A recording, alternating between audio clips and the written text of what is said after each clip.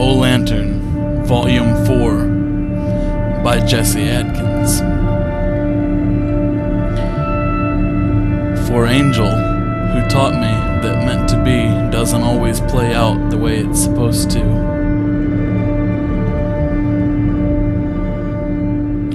A tall woman in a black dress walked through the rubble of what had been a functioning amusement park several hours prior.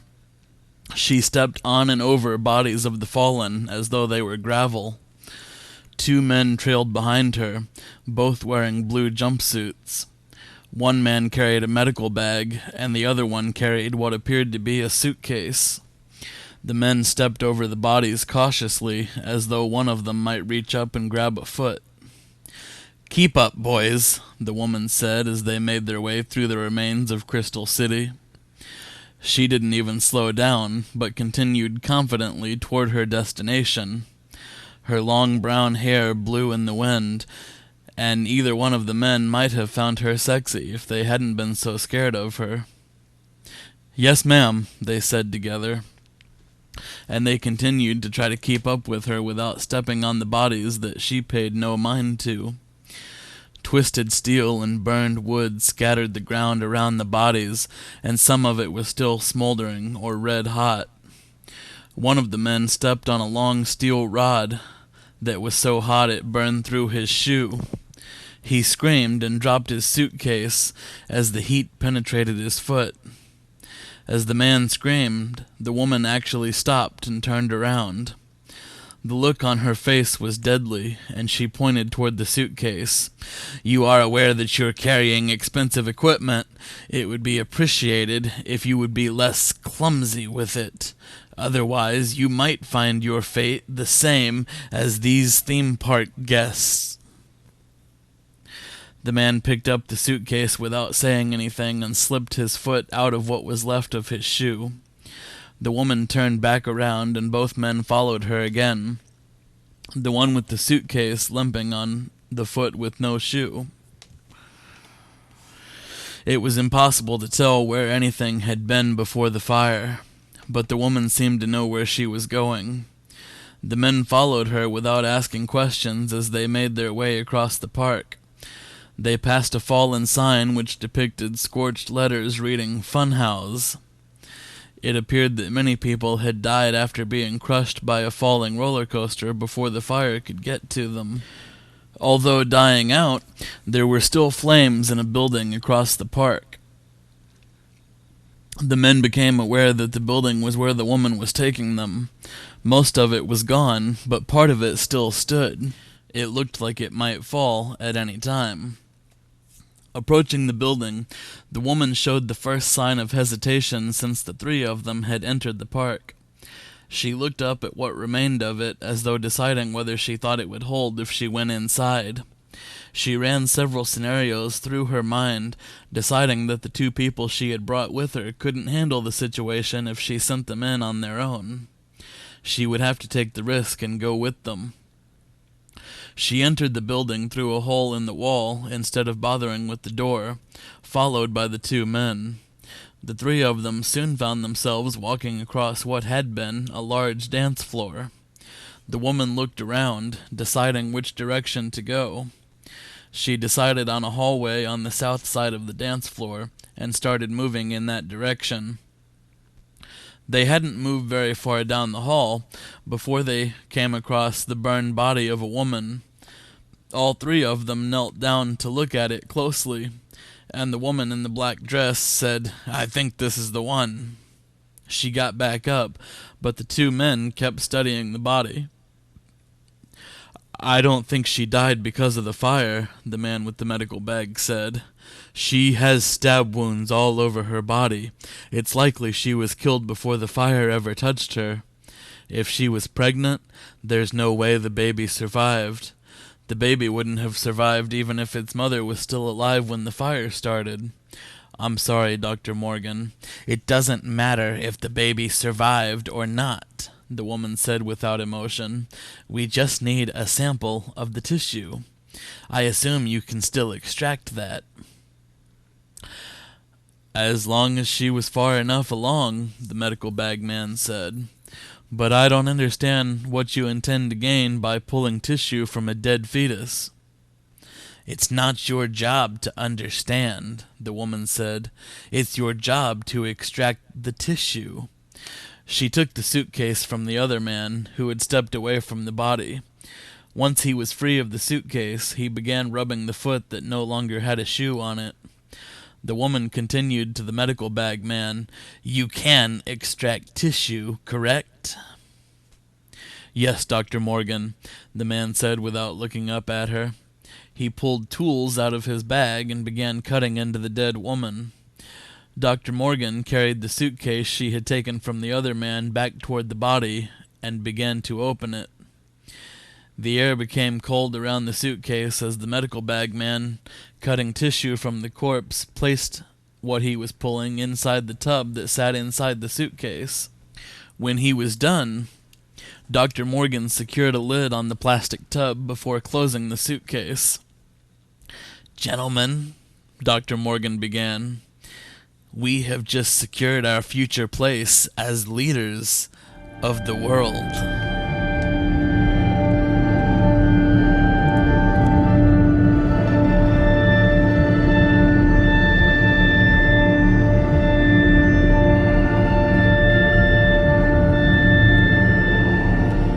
3 years had passed since I had first set foot in the Pretius house. After a month of one crazy thing after another, I had finally been placed in a psychiatric facility. The doctors saw me every day, trying to help me make sense of what had happened to me. Actually, they tried to convince me that I had imagined everything. Admittedly, it was a very remarkable story. First, a cannibal and a 5-foot infant had tried to kill me. When I escaped their prison, I had been taken hostage by a pair of lunatics who tortured me for information. I refused to give them the information they wanted, so they beat me to the point of unconsciousness and left me for dead. I would have died if I hadn't been rescued by the cannibal and the giant baby that had tried to kill me 2 weeks before. After that rescue, I had been sent back in time to see the burning of an amusement park. A person who had come to mean a great deal to me died right in front of me 30 years before I was born. One of the men who had been kept prisoner in the Pretius house had tried to kill me after I was brought back to the present time after watching the amusement park burn. It seemed that the trauma he had endured had caused him to lose his mind, and he had snapped. He hadn't been able to kill me, and the cannibal, Vince Pretius, had burst into the room and killed him first. Then another version of Vince Pretius came into the room, and only one of them survived. I didn't know which one. Once again, I was allowed to live, but I didn't know why. 3 years later, I was still in the same hospital room, where a psychiatrist visited at least once a day to tell me that none of it had actually happened. I was being blocked somehow from getting to the Mortem House, where I had been to visit the spirits of those who had died. It was possible that I had lost the ability to visit Mortem House, but I didn't think so. As I stared at the ceiling from the bed that had been my home for 3 years, I heard the door open. I heard it, but I didn't look up. Footsteps approached the bed, as they did every day. Dr. Harvey Morgan stood over the bed and said, "Do you know what your name is?" "Mr. O'Lantern," I told him. He frowned, and I could see it in my peripheral. I had been in this prison only a couple of days when I had been stripped of the orange clothes that made me recognizable as Mr. O'Lantern. Most of my time in the facility had been spent in a hospital gown. "If you keep telling me that, I'm going to give orders for you not to be served food," Dr. Morgan told me. His mustache barely moved when he talked. His eyes were wide, and he carried himself like a man who had reached the limit of what he could handle. "I know, and you know, that Mr. O'Lantern does not exist. I want you to get better, and I want you to get out of here. You've got to work with me, though." "Mr. O'Lantern is my name," I told him again. Anger flashed in his eyes for just a second, but he recovered quickly. "We'll see how you feel after a night with no dinner," he said curtly, and left the room. When I heard the door close, I looked away from the ceiling and toward the door. Every time he wouldn't let me eat, he acted like it was the first time. It actually happened quite regularly. Missing meals was nothing new anymore. I could have told him my real name, the one he wanted. I hadn't forgotten that outside of the Pumpkin Man clothes, I was Jack Geist. There were several reasons I hadn't told him. The first one was that I was certain I would still be involuntarily skipping meals. Holding food from me, I was convinced, was not just about getting information from me. It was to torture me for their enjoyment. Also, I didn't want Mr. O'Lantern connected to my wife. Becky had disappeared 2 years before my trip to the Pretius house, and that was what had kicked all of this off. I had gone to the Pretius house looking for her. As Jack Geist, I had been the prime suspect in her disappearance, which had been ruled a murder even without a body. If people found out that I was Mr. O'Lantern, a man who had showed up for the first time shortly after Becky's disappearance, it would have been even harder to keep unwanted investigative attention off of me. The police had already put virtually no effort into finding out what really happened. It was up to me, I decided, to find that out. The worst part is that I had discovered that Becky really was dead. She had been killed by Vince Pretius in his home. She was targeted because of a decision to have an affair with Vince. Vince Pretius was a cannibal and had killed her just for something to eat. This all went through my head as I continued to stare at the ceiling, just as it did every night. She was dead. Everything I had been through as Mr. O'Lantern had been for nothing. All that was left was for me to die. But the doctors wouldn't withhold enough food for me to starve to death. When I refused to eat, they would inject me with nutrients to keep me alive. Having someone to torture is no fun if they're dead. Glass shattered. I hadn't heard that before, and it was the first out-of-routine sound I had heard in 3 years. Without being able to stop myself, I turned my head toward where a cool breeze had started making its way through the room. The floor was littered with broken glass that was no longer residing in the window frame, and standing on the glass was a tall figure in a dark robe and hood. "I gave you a gift 4 years ago," the hooded figure said to me. "Since then, you have misused it. You have lost sight of who you are and the truth you seek." "You cursed me to a life of pain," I told him, sitting up painfully in the bed. "You said you would help me find Becky, but the abilities you gave me have only tortured me. There was nothing left to find of Becky." "You are not done with your quest, Jack," the hooded figure said calmly, almost emotionless. "However, you have ended up in a jam I could not have foreseen. These people do not have your best interests at heart.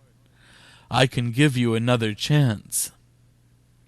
"Take me to Mortem House so I can talk to Becky," I demanded. "Show me where she is. She has to be there, for I now know her to be dead." "I do not have the ability to visit the Mortem House," he said sadly. "That ability is unique to you. But I can take you where you will once again be able to accomplish that. Take my hand." He held out an arm, the hand of which did not extend beyond the sleeve of his black robe. I had no reason to trust him. He was the reason I was in that situation. In the forest 4 years previously, I had tried to kill myself. He had stopped me and told me that he could help me find Becky. I had given him a chance because I had nothing at all to lose. What he had done for me had delivered to me only pain, and I had no reason to trust him when he extended his hand. But I did. I took the hand that was held out before me, and strength surged through my body. I no longer felt as though I had been in a hospital bed for 3 years. My joints were not stiff, and I was not tired. I had felt the same sensation when Naomi had kissed me the first time at Crystal City. My body seemed to heal itself. "No time to explain," he said, as he pulled me toward the door, obviously seeing the confused look on my face. I got up and was able to easily follow him out into the hallway.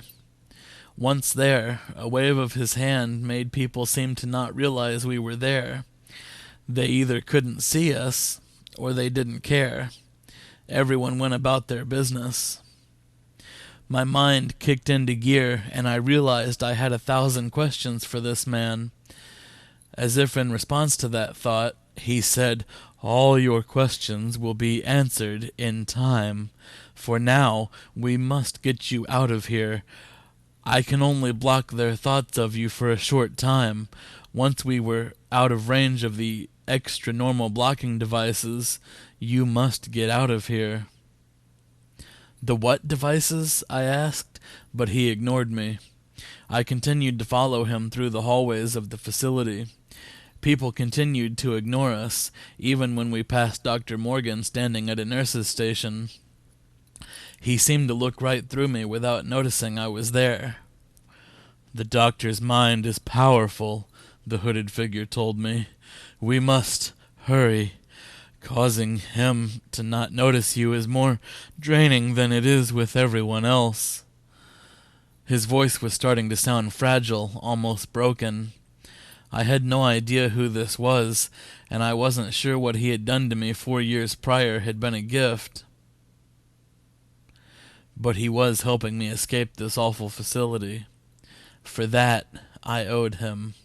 I hurried behind him. Just a few hallways after we passed Dr. Morgan, we came to an exit door. We stepped outside the building, and a cold wind chilled my whole body. I shivered, and I asked the hooded figure what month it was. His one-word answer was, "October." After a few seconds, he then said, "You need to be dressed before you take off on the next part of your adventure. Nobody wants to see your bare ass sticking out of that damned gown." He put his sleeve-covered hand on my shoulder again, and warmth spread once again through my body. This time, I saw my hospital gown begin to fade away before my eyes. I started freaking out, watching as I became less and less covered. Just before my unmentionables entered the public domain, real clothes started appearing in place of the gown. Black covered my legs, and orange covered my arms. Lastly, I saw my cape flow down my back and start waving in the wind. For the first time in 3 years, I stood as Mr. O'Lantern. "You should have access to all of your abilities again," the hooded figure told me. "Their machines cannot reach you outside the walls. You know what you have to do." He was wrong. I had no clue what I needed to do. I wanted to get to Mortem House, but it would not be safe to do that right outside the facility I had been imprisoned in. While I was in the Mortem House, my physical body would be in the same spot I had left from, and it would be defenseless. I had to go somewhere more secure, somewhere that I wouldn't be just out in the open. I mouthed a thank you to the hooded figure, and then took off flying. Being in the air again was welcome after being locked in a small room for so long. It felt good being free to fly again. The cold wind stung on my face, and that was the best feeling I had ever felt. I flew to one of only a few places I thought I was unlikely to be disturbed. I landed on top of the same water tower where I had fought and killed an evil version of myself 4 years before. I laid down on top of the tower and closed my eyes. It was working again. I felt myself being transported to Mortem House. The sight that greeted me was not what I was expecting, though. The building had been on fire, and what was left of it was covered in ash. Huge chunks of wall and ceiling had fallen into the waiting room floor. This was the first time I had been to Mortem House when the waiting room had no people in it. The receptionist window, where I routinely talked to Susan, manager of the Mortem House, was blown apart. Broken glass littered the floor around both sides of the window, and the desk on her side of the window had been broken down the middle. Sparks shot from what had once been a computer, but now was just a pile of electric rubbish. Everything was settled, so this had not been a recent occurrence. However, it appeared that no one had made any attempt to clean it up. It had just been abandoned, and everyone just moved to somewhere else. I hated seeing the place like that, but I wasn't sure what to do about it. For several minutes, I just stared at the damage, wondering what had happened. "Jack Geist?" a voice behind me asked. It was a voice I recognized. I turned around to see Susan walking toward me. I smiled at her, but she didn't return the smile. It took me several seconds to realize something was not right. "You've got a lot of fucking nerve coming back here, Jack Geist. After what you did, I didn't expect to ever see you again. What are you doing here?" "What are you talking about, Susan?" I asked, approaching her. She pulled a pistol from her pocket and pointed it at me to keep me from advancing any further. It worked. "You didn't even try to disguise yourself," she told me. "Did you think wearing a different color would cause us to not realize who you were? I'm not sure what your motive was, but I know you have that helmet." "Helmet?" I asked, truly confused. "The memory projection helmet," she said angrily. "Don't play dumb with me right now. I want to know why you took it." "I didn't take anything, Susan," I told her honestly. "The last time I was here, I was dying. You showed me my life film." As I said that, it dawned on me what she thought I had taken. It was the helmet they had used to take memories from my head and show them to me. Did somebody take the helmet?"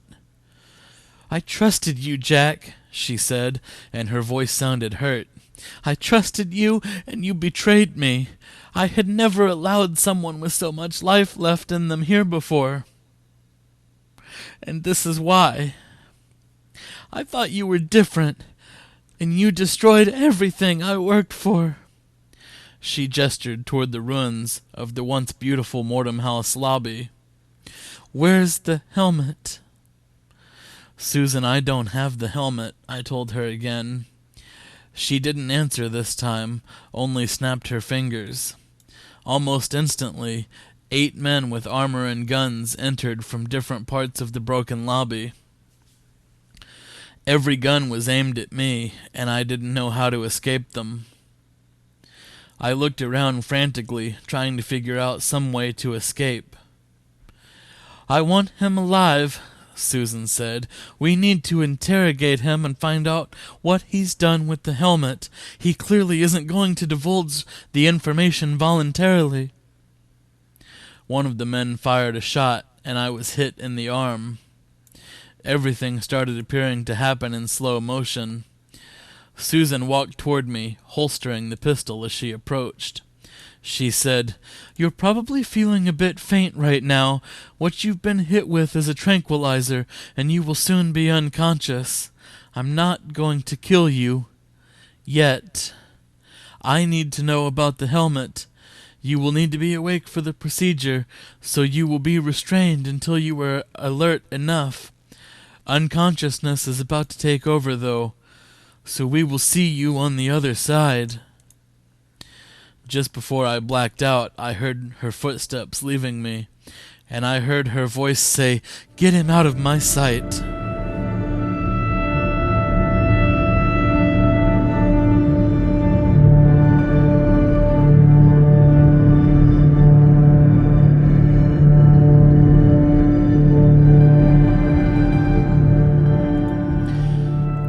up restrained in a hospital bed. It felt familiar, and I was tired of waking up like that. Susan was standing over me, and she looked venomous. I would never have imagined she was capable of being that angry. She was still wearing a gun at her hip, and I wondered when that had started. I wondered when Mortem House had been attacked, and why. Without even making eye contact with me, Susan said, "This is your last chance to tell me why you took the helmet and what you did with it." "I didn't take it," I told her, almost pleading. My voice was weak, and it cracked when I spoke. She nodded her head, but still didn't look at me. She pulled a helmet from a shelf behind her that was similar to the one I had watched my life film in, and set it on the bed beside me. I tried to kick it away, but my restraints wouldn't allow it. "Do not fight me, Jack," Susan snapped at me, finally meeting my eyes. "You do not want to know what I'm capable of doing to you, and believe me, I will have no regrets whatsoever." She put emphasis on each of the final 3 words of her sentence, making them seem even more threatening. It appeared that she had the high ground in this situation. Susan opened a cabinet on one side of the room and pulled out a large syringe. She looked at it for the briefest of moments and smiled widely. When she turned back to me, she said, "The purpose of this journey into your memories is not to pull out memories that are important to who you are. This time, we will be targeting memories from a particular time and about a particular subject. This serum will serve 2 purposes. It will both help locate the specific memories we are looking for, and it will also keep you from modifying them." On the last 2 words, she glared at me accusingly. "Once we have acquired the information we need," she continued, "you will be locked up in a holding cell, and you will be the first person in the 500-year history of Mortem House to stand trial for crimes against the dead. The memories extracted from you today will be used as evidence against you." Before I had time to respond, she slammed the syringe into my arm, and I felt its contents entering my bloodstream. I was not warned that it would burn, but it did. Suddenly I found myself unable to focus on anything. Thoughts just drifted all over my brain and mixed with one another until they didn't make sense. I had a brief vision of when I had kissed Ari. I didn't think that was real, as I couldn't actually recall ever kissing Ari. I saw Vince Pretius under the hood of the hooded figure who had started this mess the night I tried to shoot myself. This also didn't make sense, because the hooded figure had saved my life more than once, while Vince Pretius was constantly trying to end it. There had been the time that Vince Pretius and Big Baby had saved me from the abandoned hospital I had almost died in. Had that also been a hallucination? "Are you ready?" I heard Susan ask, but she sounded really far away. I tried to shake my head, but she didn't seem to notice. I felt the helmet she had put on my bed come down on my head, and I couldn't tell if her hands were on it or not. This helmet was similar to the one that had shown me my life film, but it had several distinct differences. My face was not covered in this one. Instead, images were pulled up on a television screen at one end of the room, instead of being fed right back into my eyes. Also, this helmet did not stab me when it was put on. I couldn't tell that it was actually getting into my brain at all. I went into a panic that couldn't have lasted very long, but I had time to wonder about several different ways that this adventure could end. I feared that Susan was going to kill me if I was unable to tell her what she wanted to hear. It seemed so unlike her, but I couldn't really find any similarities between the woman in front of me and the woman I had met when I started coming to Mortem House. Didn't I want to die anyway? I had already discovered that Becky was dead, so death was not really a threat anymore. Those thoughts had crossed my mind before. I wasn't sure when, because under the effects of the serum, time seemed to have lost all value. I knew I had decided at one point that life was not worth living without Becky.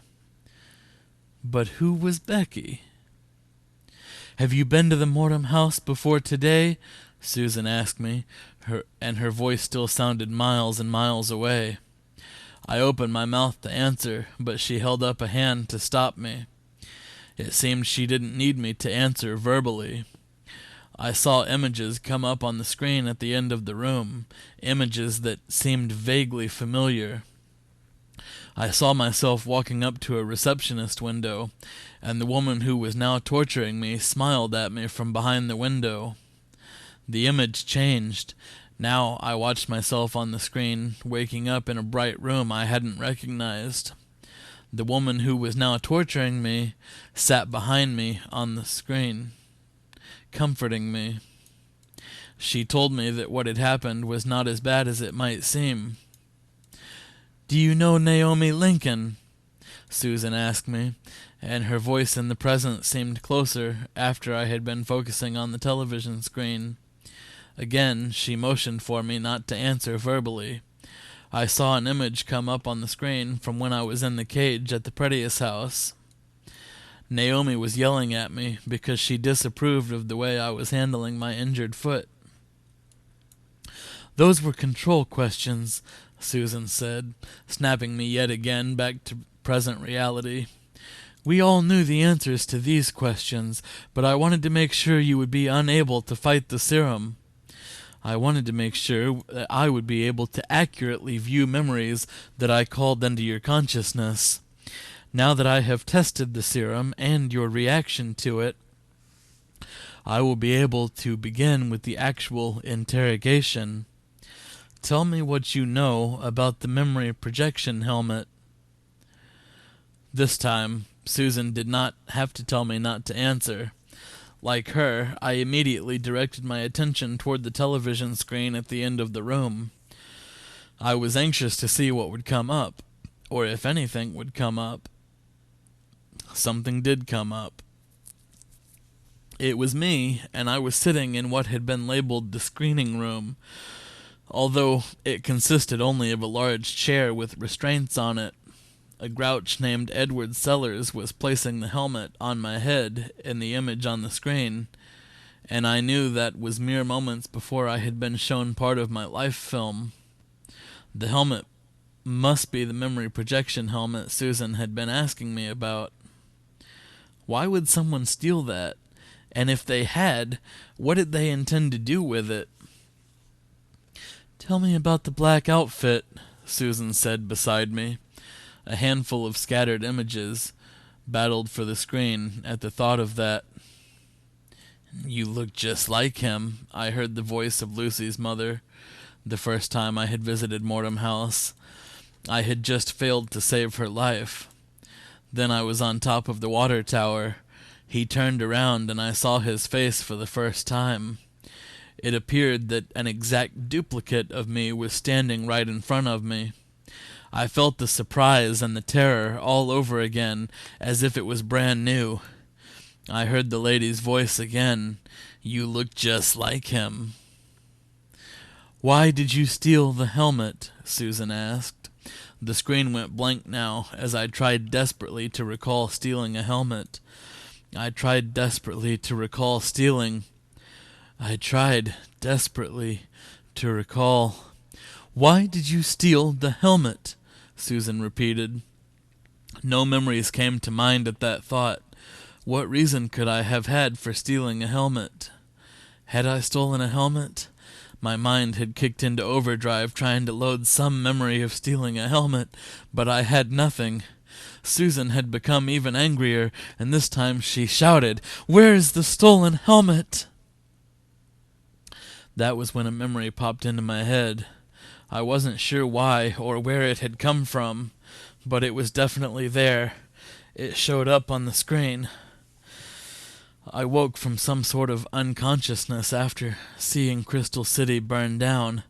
I was wearing a helmet that covered my face, and I couldn't see anything. The helmet was slowly removed from my head. I was unsure if that was the helmet they were looking for, or if it was the same helmet I had been shown my life film in. Dave was in the room when the helmet was removed from my head, and I stupidly asked, "Am I dead?" I was pretty sure that Dave had died shortly after that. "He doesn't know anything," Susan said, but I didn't think she was talking to me. "How can he not know anything?" There was a short pause before she said, "We saw him do it. We saw him attack the place, and we saw him steal the helmet." After another pause, she pointed a remote toward the screen and rewound through the images she had just pulled from my memory.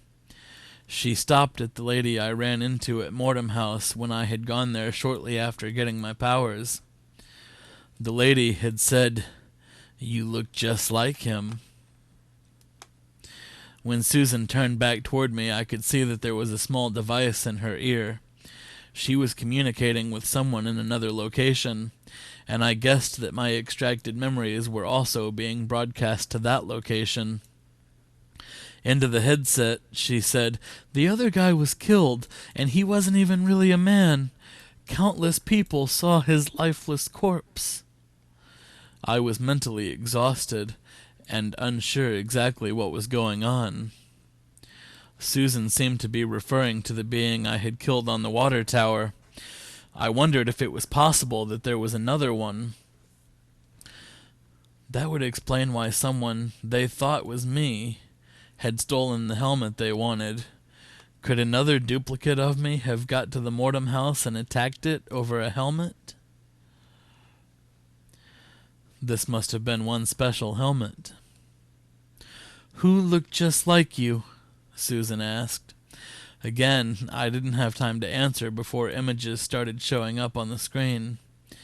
This time, I saw the man that looked just like me being struck by a metal rod.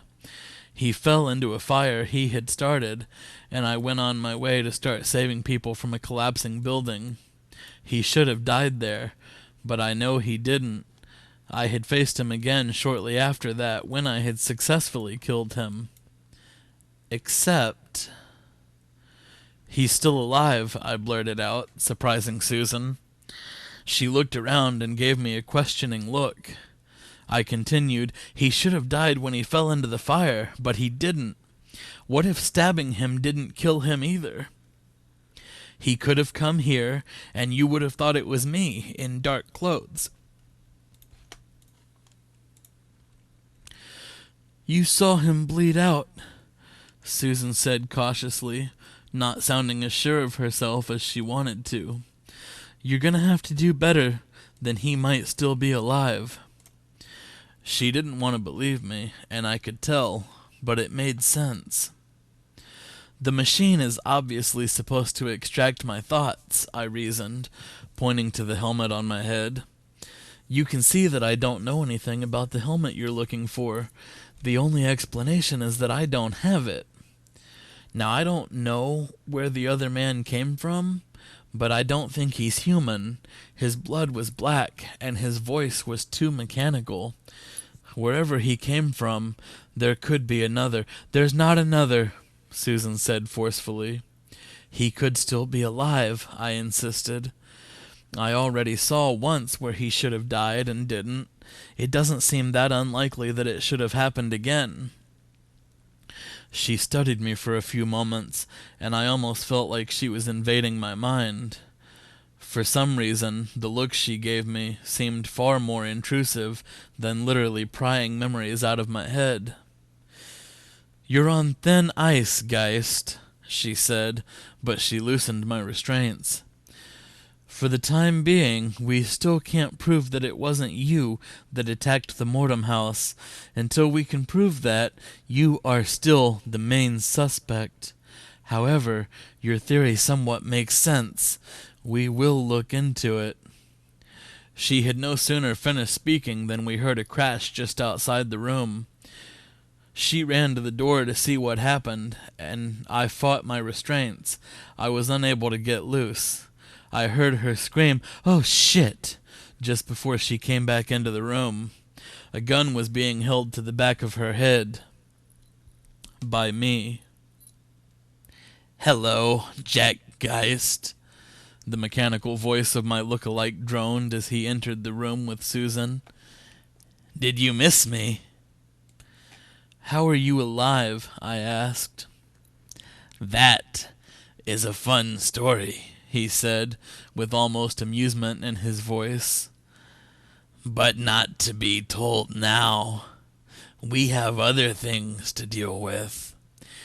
Where are we, by the way?" He turned to Susan as he asked the last question. "A Mortem House off-site facility," she said stiffly. "What is this facility for?" the copy taunted. "This is where new tech is developed," Susan monotoned. "Also, we have relocated most of our residents here after the attack on the main living facility." "I see," the mechanical voice continued from the body that looked like mine. "You know, I didn't want to hurt anybody. I told you that. I didn't even want to blow up your facility. All you had to do was give me the damn helmet. But you couldn't do that, could you?" "Leave her alone," I interrupted. "Kill me instead. Aren't I the one you're after anyway?" "I would love nothing more than to kill you, Jack Geist." I watched the words leaving my own lips.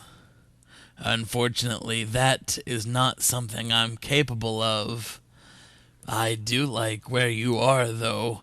Susan has handled you quite nicely. Now her, I can kill freely." I was completely hopeless. I had a little more range of motion than I had several minutes prior, but I was still stuck to the bed. I couldn't get up and fight, so there was nothing I could do to stop the dark man. All I could do was watch. In that moment, it completely slipped my mind that Susan was already dead. The door behind the dark man and Susan opened slowly and silently, and neither of them seemed to notice. A small smile crossed my lips as I saw who was opening it. When the door was opened wide enough, a metal rod slid by the man behind the door. It seemed to be moving on its own, and it spun to slam into the back of the dark man's head. Watching him get struck like that gave me a small pain in the back of my head, but it was worth it. After the dark man fell unconscious to the floor, the rod also dropped. When they were both on the floor, the man in the doorway came all the way in the room. He smiled at me, and I smiled back. Even Susan smiled, and she moved from the doorway to make room. The man in the doorway walked past her, looked at me, and said, "It's about time somebody saved you for once." "Dad," I said, and hesitated. "Thanks. How—" "I was told you were going to need my help," he said. "The man didn't say when, but he told me I would know. He touched my forehead, and a pain shot through my body that was more intense than anything I have ever felt. If I hadn't already been dead, I would have thought I was about to die. When I finally recovered, I had the ability to move stuff without touching it." "Telekinesis," I said. "That's what he called it, too," my dad said. "The man who gave me my powers. He said I would find it extremely useful." He looked over at Susan and said, "I told you my son didn't tear apart your place." Susan walked back over to where I was and finished taking off my restraints.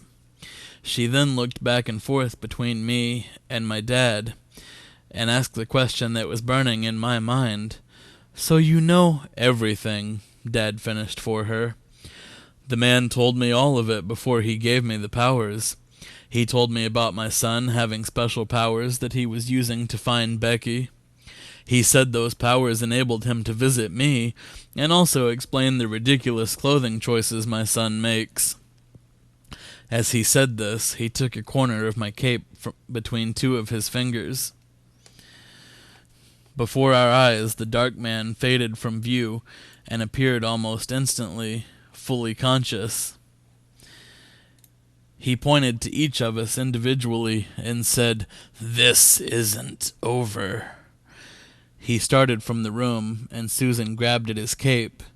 He shook away freely and escaped the room unscathed. "Now that we know it was the clone who attacked Mortem House," Susan said, "we need to figure out how to stop him. If he has the helmet, it could be incredibly dangerous.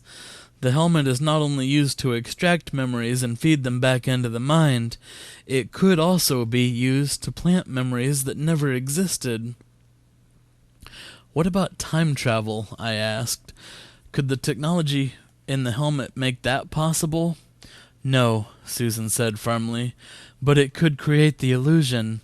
Just before your cellmate from the previous house was killed, what were you seeing in the helmet?" "An amusement park," I said. "It was on fire. The whole park burned, and no one survived. Are you telling me that didn't happen?" "Probably not exactly the way you saw it," she said. "Crystal City Amusement Park did burn down, but it was way before you were even born. I doubt if even Harold remembers it. Do you remember Ari that helped with your admission paperwork when you were on death's door? She died in the Crystal City fire. It's believed among many that the fire was started by Marlon Grant, who owned the park. It was never proven, and he was never arrested. He died by poison a number of years later, but he never made it to the Mortem House." "How did he not make it to the Mortem House?" Dad asked, and I looked over at Susan. I was also curious about that. "Not everyone does," she said vaguely. We waited for more explanation, but we never got it. Instead, she said, "Harold, your son has been quite a hero, but he can't stop the Dark Man on his own." Turning to me, she said, "It is your plan to try to stop the Dark Man, right?" "I was the one who unleashed him," I told her. "I should be the one to stop him." I looked over at Dad and said, "Who was the man that gave you powers?" "He never told me his name," Dad said. "But I'm not looking a gift horse in the mouth. You need my help, as I understand, and I'm willing to take on whatever I need to help you. That has always been the case, and it always will be." I hugged him. It had been too long. When he had died, I never thought I would see him again. Now we were planning to take on a dangerous force together and prevent countless innocent deaths. The world is a funny place.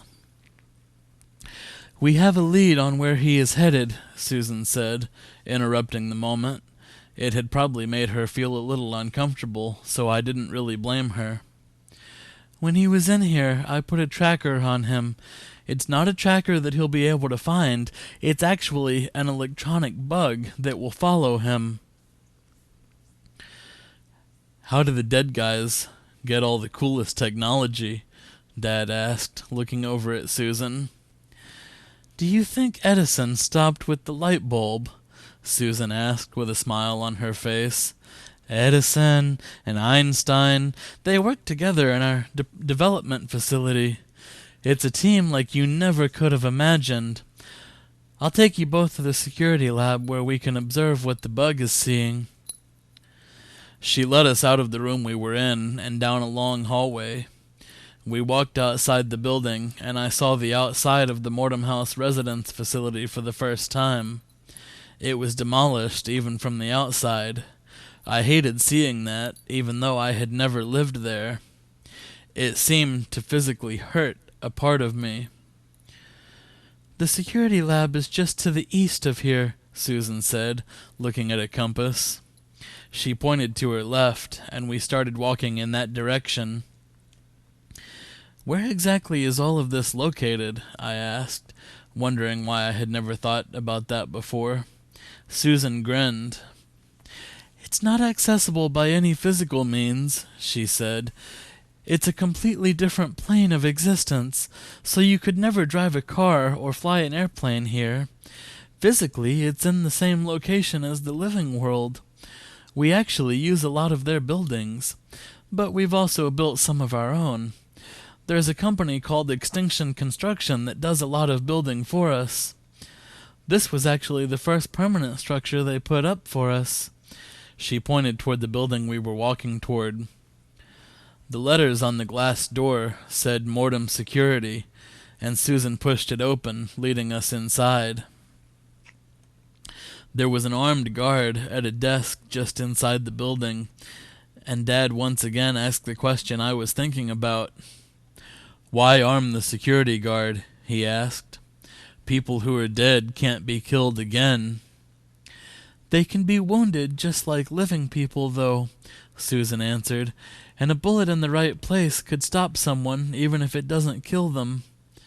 She scanned a badge at an electric scanner, which beeped, and then she turned to the guard and said, "These two will need visitors' badges, Jack Geist and Harold Geist." "No problem, ma'am," the guard said, and he started entering the information on a computer. After about 30 seconds, he pulled 2 cards from a machine on the other side of the desk. He handed one to me and one to my dad, and they each had our names on them. We each scanned them and joined Susan as she continued deeper into the security facility. After a series of hallways and elevators, Susan opened a door that had the words Observatory 17 stenciled onto it. When we got inside, we saw a row of computer monitors that all had exterior shots of the building on them. There was another badge scanner, and when Susan swiped her badge, the monitor in the middle popped up a dialog box and prompted for her to enter a passcode. She typed something on a keyboard too quickly for me to see what it was, and the center monitor began displaying video from a bug's eye view. "He's likely heading from wherever he is operating from," Susan said. "This video might give us visual clues as to where he is heading. If we can figure out where he is, we might stand a chance of finding him and stopping whatever he is planning." "That creates another problem," I said. "I recognize that location, or at least something in it. But you won't be able to join me. It's not in this realm."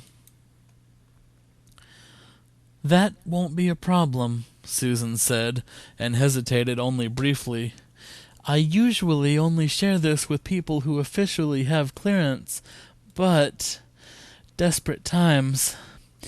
The staff of Mortem House are supplied with realm breakers to help them monitor situations where we will need to get involved. Jack, you don't need one, as you know. I'll have to get one for Harold, and this stays off the record. Not a word to anyone." "Got it," Dad said. Susan motioned for us to follow her again, and we did. We went through a series of hallways and elevators that I never would have remembered again. We finally came to another door with no words on it, and Susan scanned her badge to open it. When we were inside, we saw a clear case with a large assortment of weapons and devices in it. Susan opened the case and pulled out a small square device with one button on it. "When you press the button from this realm," Susan instructed, "it will transport you to the other realm. It will not restore you to mortal life, but it will allow you to interact with situations there as needed, and then you simply press the button to come back. This is normally how we monitor people who are close to death so we can start admitting them. It was never intended to be used as a war tool, but I also never imagined our community being involved in a war." "Are you okay?" I asked Susan, as she had once done for me. "I've never seen anything like this since I've been at Mortem House," she admitted. This is beyond anything I could have imagined." After a short pause, she said, "Let's go." We all made our way through the hallways of the building one last time. When we were outside, we headed back toward the fallen remains of the Mortem House resident facility. We got back into the destroyed lobby, and Susan pulled out her own realm breaker. Looking at me, she said, "Where's your body, Jack?" "On top of the water tower, where I thought I had killed my copy," I told her. "Once I get back to my realm, I can fly down to the bottom of the tower if you want to meet there." "Sounds good," Susan said. "Harold, I don't have time to properly train you with that device. Take my hand. I don't want you getting lost when you transition for the first time." He took her hand, and they each pressed a button on their realm breakers. With a small spark, they both disappeared. With a small amount of focus, I too disappeared. I found myself once again at the top of the water tower, instead of the rubble of Mortem House. I sat up and took a moment to get my bearings. It was a little weird to be on the ground one second and find yourself the next that high up in the air, even if it was intentional. I got to my feet and jumped from the tower, catching myself by flight in mid-air. I then floated slowly to the ground, where Susan and my dad were both waiting on me. "That is a sight I don't expect to get used to," Dad said as I neared the ground. I smiled a little, and he and Susan both let out a chuckle. I realized as I got close to the ground that Susan looked completely different.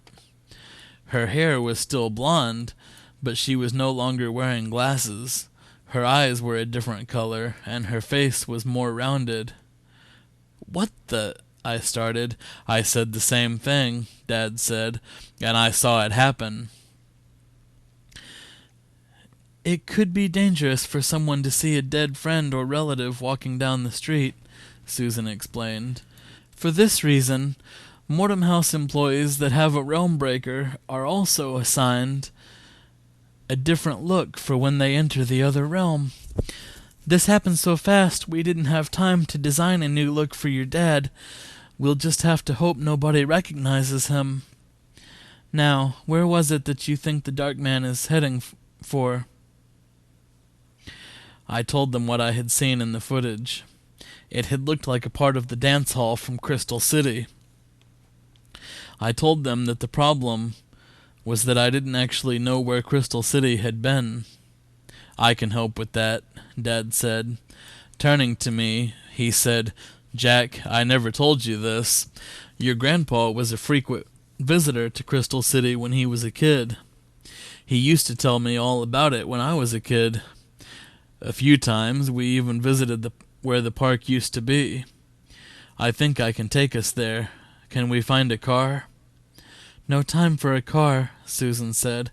"How confident are you with your telekinesis?" Dad gave her a confused look, and she said, "If you can move me through the air, I can hold you up.